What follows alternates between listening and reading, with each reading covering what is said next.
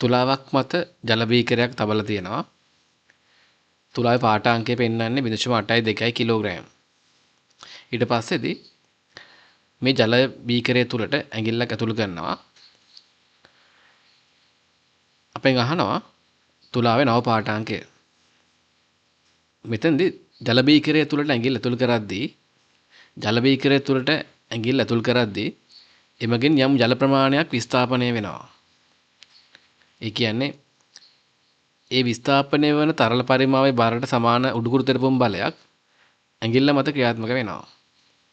එහෙනම් ඇඟිල්ල මත ක්‍රියාත්මක වෙන උඩුකුරු තෙරපුම් බලයට සමාන සහ ප්‍රතිවිරුද්ධ බලයක් ජලය මතත් ක්‍රියාත්මක වෙන්න ඕන.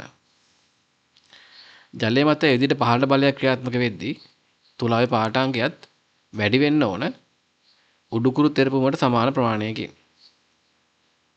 ඇඟිල්ල මගින් ජලයේ ප්‍රමාණයක් විස්ථාපනය කරනවා. ඒක නිසා ඇඟිල්ල මත ඇති වෙන උඩුකුරු තෙරපුම් බලයක් එහෙනම් ඇඟිල්ල මත ඇති වෙන බලයට සමාන බලයක් ඇති වෙනවා ජලයේ මතත්.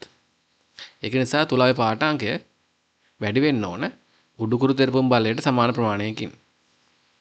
හරි. එහෙනම් අපිට පුළුවන් මෙතෙන්දී ඇඟිල්ල මගින් විස්ථාපනය කරපු ජල පරිමාව දන්න නිසා ඇඟිල්ල මත ක්‍රියාත්මක වෙන උඩුකුරු තෙරපුම් බලය හොයන්න පුළුවන්. හරි. මෙතෙන්දී අපිට උඩුකුරු තෙරපුම් බලය හොයන්න පුළුවන් U සමානයි v ρ g සමීකරණය භාවිතයෙන්. මෙතන v කියලා කියන්නේ විස්ථාපනයේ වූ ජල පරිමාව. විස්ථාපනයේ වූ ජල පරිමාව ගන්න පුළුවන්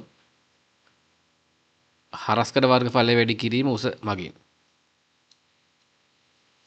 මෙතන බීකරයේ හරස්කඩ වර්ගඵලය දීලා තියෙනවා 0.08යි 0.08යි වර්ග මීටර්.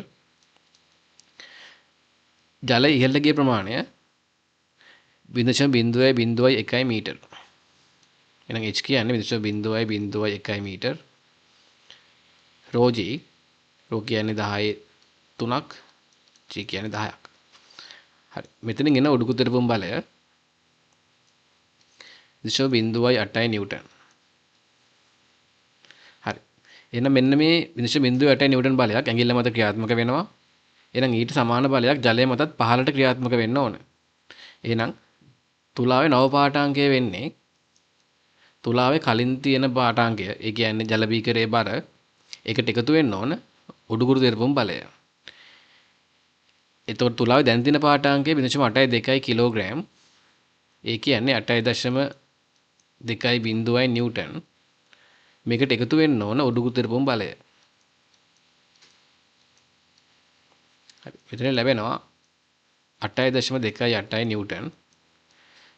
දැන් පිළිතුරු තියෙන කිලෝග්‍රෑම් වලින්. එහෙනම් මේක 10න් බෙදලා කිලෝග්‍රෑම් වලින් ගන්න පුළුවන්. 0.828 කිලෝග්‍රෑම්.